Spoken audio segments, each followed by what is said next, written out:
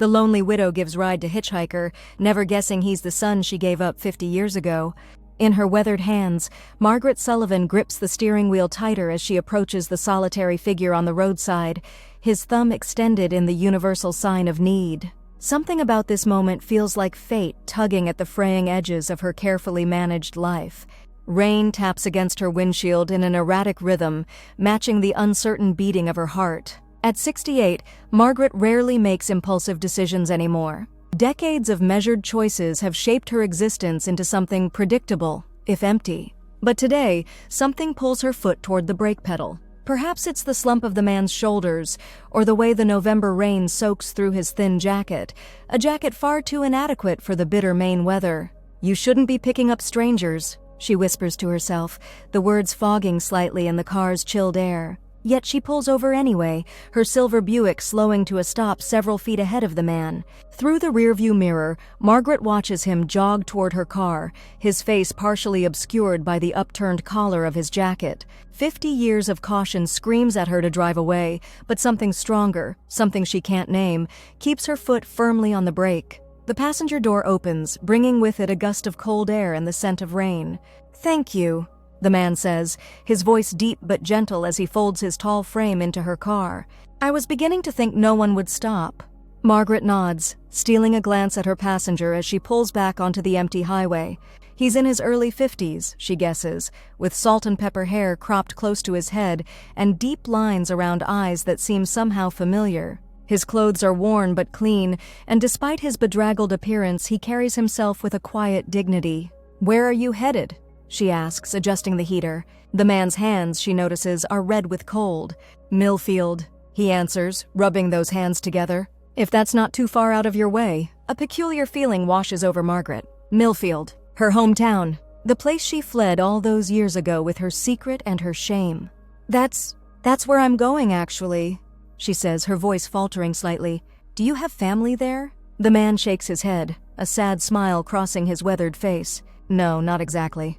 I'm looking for someone, though." Margaret's hands tighten on the steering wheel. For decades, she's carried the weight of her past like a stone in her pocket, always there, always heavy. Now, with this stranger beside her and the road to Millfield stretching ahead, that weight seems to press against her chest, making it difficult to breathe. "I'm James," he offers, breaking the silence that has fallen between them. "James Callahan?" "Margaret Sullivan," she replies automatically, though she hasn't used her maiden name in years. The name slips out unbidden, as if some part of her is already reaching back through time. "Nice to meet you, Margaret," James says, and there's something in the way he says her name that makes her heart constrict. "And thank you again for stopping. Not many people would these days." "I don't usually," she admits, focusing on the rain-slicked road ahead. "I don't know what came over me." James smiles, his eyes crinkling at the corners. "Sometimes we do things without knowing why. My mother, my adoptive mother, used to call those soul nudges, little pushes from the universe." The word adoptive hangs in the air between them, and Margaret feels a cold trickle of something like fear, or perhaps anticipation, slide down her spine. She's spent a lifetime avoiding conversations about adoption, changing the subject whenever it arises. Now, trapped in her car with a stranger who reminds her of ghosts, she feels exposed. "You were adopted?" she asks, trying to keep her voice casual even as her pulse races. James nods, looking out at the passing landscape. "I was. Had wonderful parents, though. Couldn't have asked for better." Margaret swallows hard. "Then who are you looking for in Millfield?" A beat of silence fills the car, broken only by the rhythmic swish of the windshield wipers. "My birth mother," he says finally, his voice soft but determined. "I've been searching for years, but I finally got a lead that brought me here." The road ahead blurs as tears threaten Margaret's vision. She blinks them back fiercely, decades of practiced composure coming to her aid. That must be difficult," she manages. James shrugs. "It's been a journey. I don't even know if she's still alive or if she wants to be found. I need to know where I came from." The irony of the situation would be almost comical if it weren't breaking Margaret's heart.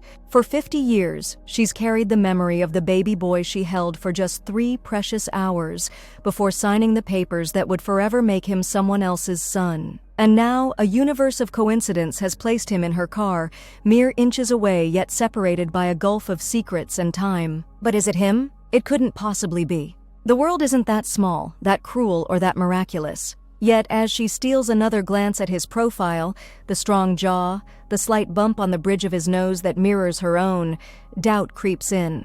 "What do you know about her?" Margaret asks, her voice barely audible above the drone of the engine.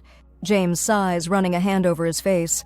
"Not much. I know she was young, just 18. I know my birth was registered in Millfield Memorial Hospital in February of 1970. And I know her name was Margaret." The car swerves slightly as Margaret's hands jerk on the wheel.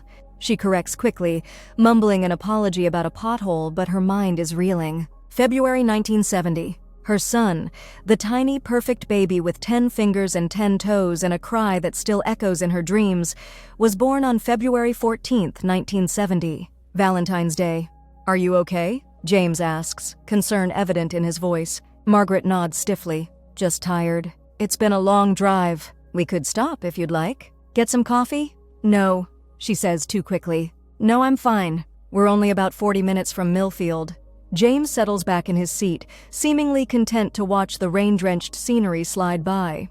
Margaret drives in silence, her mind a hurricane of memories, fear, and a dangerous, growing hope. The baby had his father's eyes, Richard's eyes, deep blue and serious even as a newborn. She remembers tracing his tiny features, memorizing them in the brief time they had together. She remembers the nurse's kindness and the social worker's efficiency. Most of all, she remembers the ache, physical and soul-deep, of walking out of that hospital with empty arms. She glances at James again. His eyes are blue, deep blue, and serious. "Do you have a picture?" she asks suddenly. "Of your adoptive parents, I mean." If he finds the question odd, he doesn't show it. Instead, he reaches into his back pocket and pulls out a worn leather wallet. From it, he extracts a small photo, creased with age. "This is them," he says, handing it to her. "Tom and Linda Callahan, finest people you'd ever hope to meet." Margaret takes the photo with trembling fingers, keeping one hand on the wheel. The couple smiling back at her is familiar in the most surreal way. She's never met them, but she selected them all those years ago from a stack of profiles. The kind-eyed man with the strong shoulders and the woman with the gentle smile and teacher's eyes, they were the ones she chose to raise her son. "They look lovely," she manages, returning the photo. "Were they good to you?" James tucks the picture away, his expression softening. "The best. Dad was a carpenter, taught me everything he knew. Mom was an elementary school teacher, had the patience of a saint. They made sure I knew I was adopted, but also that I was wanted, chosen." Margaret nods, a lump forming in her throat. It's what she'd prayed for all those years ago, that her son would be loved, that he would know he was wanted. Because he was. That was the cruelest irony of it all. Her baby was desperately wanted, just not by a world that had any place for an unwed teenage mother in 1970. "What about your birth father?" she asks, the words slipping out before she can stop them. "Are you looking for him too?" James shakes his head. "The adoption records didn't have much information about him. Just that he was a local boy who died before I was born. Richard. Beautiful, reckless Richard with his motorcycle and his dreams of California." She'd been so sure they would run away together, escape the suffocating smallness of Millfield. But the truck that hit him on that rainy April night had other plans. By the time she discovered she was pregnant, he was 3 weeks in the ground. "I'm sorry," she says, meaning it in ways James couldn't possibly understand. "It's okay," he replies. "Can't miss what you never had, right?" But you can, Margaret thinks. You can miss possibilities. You can miss futures that never happened. You can spend 50 years missing a child whose face you never got to see change and grow. They drive in silence for several miles, the rhythmic swish of the wipers marking time. The rain begins to let up, watery sunlight breaking through the clouds in intermittent beams. Margaret takes the familiar exit for Millfield, muscle memory guiding her along roads she hasn't traveled in decades. "Have you been to Millfield before?" James asks, noticing the way she navigates without hesitation. Margaret hesitates, then decides on honesty. "I grew up here, actually. Left a long time ago." "Really?" James turns to her with renewed interest. "So you would have been here in 1970? The question hangs between them, loaded with implications neither fully understands. "Yes," she says quietly. "I was—" "Did you know many Margarets back then?" he asks, a hint of eagerness entering his voice. It's not much to go on, I know, but it's all I have. Margaret's heart hammers against her ribs. This is the moment, the fork in the road. She could lie, drop him off, and disappear back into her solitary life, or she could tell him the truth and risk everything. There were a few, she says carefully. It was a common name. James nods, disappointment flickering across his features. I figured it was a long shot. The social worker told me most birth mothers from that era don't want to be found, that I should respect that. The words cut deeper than he could know. Is that what he thinks? That she hadn't wanted him? That she hasn't spent every birthday for 50 years wondering where he was, what he was doing, if he was happy? Maybe, Margaret says slowly, choosing her words with care. Maybe she's been looking for you too. Hope brightens James's eyes. You think so? Margaret pulls the car into the parking lot of a small diner on the outskirts of town. The Bluebird Cafe, still standing after all these years, though the blue paint has faded to a pale echo of its former vibrancy. I think, she says, turning off the engine and finally meeting his gaze directly, that we should have that coffee now. Inside, the diner is warm and smells of coffee and cinnamon. They settle into a booth by the window, rain pattering gently against the glass. A waitress, young with a kind smile, brings them menus and pours coffee into thick white mugs.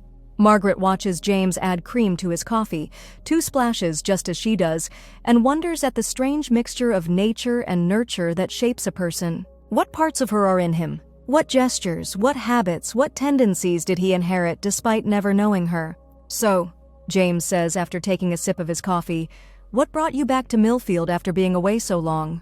Margaret wraps her hands around her mug, drawing comfort from its warmth. My sister, she says, Ellen. She's in hospice care. I came to say goodbye. It's the truth, but not the whole truth. Ellen, her fierce, loyal sister who helped her through the darkest days of her life, is dying. But she's also the one who called Margaret 3 weeks ago, her voice weak but urgent. He's looking for you, Maggie. Your boy? He came asking questions. I'm sorry about your sister, James says, genuine sympathy in his voice. Thank you, Margaret murmurs. Then, gathering her courage, James, I need to ask you something. The Margaret you're looking for. What else do you know about her? He sets down his coffee mug, something like hope kindling in his eyes. Not much. Just that she was young, came from a religious family, and ... He hesitates. That she wanted a better life for me than she could give. That's what my parents always told me. Margaret nods, tears threatening again. That's what she'd written in the letter she left with him. The letter she wasn't sure he'd ever receive. A better life than I can give you. Words that felt hollow even as she wrote them, but were nonetheless true. Why do you ask? James says, leaning forward slightly. Do you know something? The moment stretches between them, pregnant with possibility. Margaret looks at this man, this stranger who is her son, and sees the boy he was, the baby she held. She sees Richard in the set of his jaw, her own father in the arch of his eyebrows. She sees 50 years of missing pieces suddenly within reach. James, she begins, her voice barely above a whisper, I need to tell you something. But before she can continue, the diner door swings open, letting in a gust of cold air and a woman's voice calling, Dad! There you are! They both turn to see a young woman hurrying toward their table, her dark hair damp from the rain, relief evident on her face. Lily, James says, surprise and welcome mingling in his voice. What are you doing here? Your phone went straight to voicemail, and when you didn't check in... The young woman, Lily, stops as she notices Margaret. Oh, I'm sorry. I didn't mean to interrupt. It's all right, James says, standing to give her a brief hug. Margaret, this is my daughter, Lily. Lily, this is Margaret Sullivan. She was kind enough to give me a ride when my rental car broke down. Margaret stares at the young woman, unable to hide her shock. A granddaughter. She has a granddaughter. Lily extends her hand, smiling warmly. Nice to meet you, Mrs. Sullivan. Thank you for rescuing my dad. He's hopeless with cars. Margaret takes the offered hand, marveling at the softness of the girl's skin, the strength in her grip. It's just Miss, actually, and it was no trouble. Still, not everyone would stop these days. Lily slides into the booth beside her father. So, did Dad tell you he's on a quest? He's got us all playing detective. James gives his daughter a fondly exasperated look. I was just explaining that to Margaret, yes. Lily turns to Margaret, her eyes bright with excitement. He's looking for his birth mother. We've been trying for years, but we finally got a break when the adoption agency released some records. Margaret feels lightheaded, the reality of the situation crashing over her in waves. Not only is her son sitting across from her, but her granddaughter too. A family she never knew, suddenly materialized in a roadside diner as if by magic. Lily helps me with the research, James explains. She's the tech-savvy one in the family. Do you have family in Millfield too? Lily asks Margaret conversationally. Margaret nods, unable to find her voice for a moment. Yes, she finally manages. My sister, and ... I grew up here. Something shifts in Lily's expression, a quickening of interest. Really? What years? I left in 1970, Margaret says, watching both their faces carefully. Lily and James exchange a look that speaks volumes. That's the year I was born, James says slowly. February 14th, Valentine's Day. The day that had forever divided Margaret's life into before and after. Dad, Lily says, her voice hushed with sudden understanding. Dad, her name is Margaret. James stares at Margaret, really seeing her for the first time. His eyes, Richard's eyes, widen as he takes in her features, perhaps noticing what she already has. The same nose, the same hands, the same way of tilting their heads when listening intently. Is it? He begins but can't finish the question. Margaret feels tears spill onto her cheeks, unchecked now. Yes, she whispers. James, I'm the Margaret you're looking for. I'm your mother. The words hang in the air between them, impossible and true. For a long moment, no one speaks. The diner continues around them, coffee being poured, orders being taken. But at their table, time stands still. Then James reaches across the table, his hand extended, palm up. An invitation. A question. Margaret places her hand in his, marveling at how small hers looks against his. For 50 years, she's carried the memory of tiny fingers curled around her thumb. Now her son's hand engulfs hers entirely. How? He asks simply. And so, in a booth at the Bluebird Cafe, with rain pattering against the windows and her granddaughter watching with tear-filled eyes, Margaret begins to tell the story she's held inside for half a century. She tells them about Richard, 17 and beautiful, with dreams bigger than their small town could hold. She tells them about the pregnancy, discovered after his death, about her parents' shame and the impossible choice she faced at 18, about holding her baby boy for 3 precious hours before letting him go. I chose your parents carefully, she tells James, her voice breaking. From all the profiles they showed me, they looked kind. I prayed they would love you. They did, James assures her, his own eyes wet with tears. Mom and Dad, they gave me everything. I wanted to keep you, Margaret confesses, the words she's never spoken aloud finally finding voice. More than anything. But I had nothing, no money, no support. My parents made it clear I'd be on my own if I kept you. And I was so young, so scared. Lily reaches across the table, taking Margaret's free hand in hers. 3 generations, connected by touch for the first time. Did you ever try to find me? James asks. And there's no accusation in his voice, just curiosity. Margaret nods. When you would have been about 10. I went to the agency, but they wouldn't tell me anything. Said the records were sealed. After that, she sighs. I told myself you were better off without me complicating your life. That if you wanted to find me someday, you would. And I did, James says softly. Though I never expected it to happen like this. He shakes his head in wonder. Of all the cars that could have stopped today, soul nudges, Margaret says with a watery smile. Isn't that what your mother called them? James laughs, the sound brightening the dim diner. She would have loved this. Both my parents would have. His expression sobers. They passed away. Dad 5 years ago, Mom just last year. That's part of what pushed me to search more seriously. I'm sorry, Margaret says, genuinely grieving for the people who raised her son. They sound like wonderful people. They were, James confirms. Then, with a gentle squeeze of her hand, they would have liked you, I think. The simple kindness of his words threatens to undo her completely. For decades, she's carried not only grief but guilt. The fear that her son might hate her for giving him up has haunted her dreams. You're not angry with me? She asks hesitantly. James takes a long moment to consider her question. I was once, he admits, when I was younger and didn't understand. But Mom, Linda, she always said you must have loved me very much to want something better for me than you could give. And the older I got, the more I understood what an impossible situation you must have been in. It was the hardest thing I've ever done, Margaret whispers, walking out of that hospital without you. Lily, who has been quietly absorbing their conversation, speaks up. So that makes you my grandmother. she says, a note of wonder in her voice. Margaret turns to her, seeing the girl properly for the first time. She has James's blue eyes but dark hair that must come from her mother. There's something of Richard in her smile. "I suppose it does," Margaret says, overwhelmed by the realization. "I never thought I'd live to say those words. I have so many questions," Lily says earnestly. "About our family history, about—" "Lily," James interrupts gently. "Let's give us all a minute to breathe, okay?" Margaret appreciates his sensitivity. The emotions washing through her are almost too much to bear, joy and grief and wonder all tangled together. "You have other family to meet," she tells them both. "My sister Ellen, your Aunt James, and I have a brother in Portland. You have cousins." The idea that her solitary existence could suddenly expand to include not just her son, but an entire extended family leaves Margaret dizzy with possibility. "I'd like that," James says. "And I have people for you to meet too. My wife Diane. Our son Michael, he's in college now. A grandson too. The riches keep multiplying, treasures she never dared hope for. But first," James continues, "I think we have 50 years to start catching up on." They stay in the diner for hours, talking as the afternoon stretches into evening.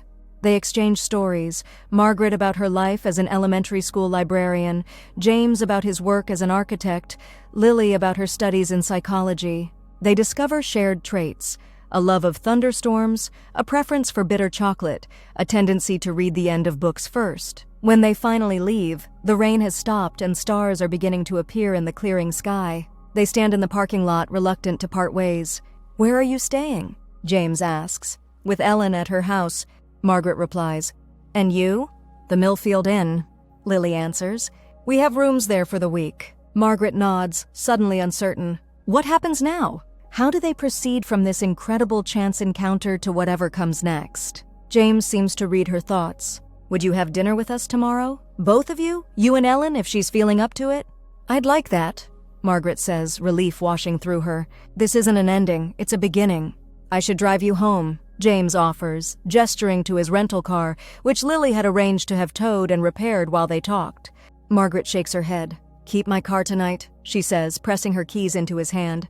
"I'll ride with Lily. It will give us a chance to get acquainted. She needs time to process, to prepare Ellen for the miracle that has occurred." James accepts the keys with a nod of understanding. "Tomorrow, then." "Tomorrow," Margaret agrees. There's an awkward moment where none of them quite know how to say goodbye. Then Lily steps forward and wraps her arms around Margaret in a fierce hug. "I always wanted a grandmother," she whispers. Margaret returns the embrace, breathing in the scent of her granddaughter's hair, committing it to memory. When they separate, James stands before her, uncertainty in his posture. "May I?" he asks softly. Margaret nods, unable to speak past the lump in her throat. Her son, her baby boy, now a grown man, steps forward and embraces her gently, as if she might break. For a moment, she's transported back to the hospital room where she held him for those brief, precious hours. Different now, everything different, yet somehow the same profound connection. "I found you," he murmurs against her hair. "You found me," she agrees, her voice breaking on the words. When they part, all three are crying openly, unconcerned with the curious glances from passers-by. Some moments transcend ordinary self-consciousness. 6 o'clock tomorrow? James confirms, reluctantly stepping back. 6 o'clock? Margaret agrees. She watches as he gets into her car, the car that stopped for a hitchhiker on a rainy afternoon, changing everything. He waves as he pulls away, and she lifts her hand in response, her heart too full for words. "Ready?" Lily asks, linking her arm through Margaret's. Margaret turns to her newfound granddaughter, seeing the future unfolding before her.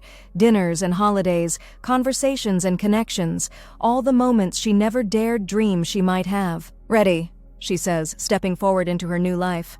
50 years ago, a lonely teenager gave up her infant son, never imagining their paths would cross again. Today, a lonely widow gave a ride to a hitchhiker, never guessing he was that same son. Sometimes the universe conspires toward reunion. Sometimes love finds its way home, no matter how long the journey.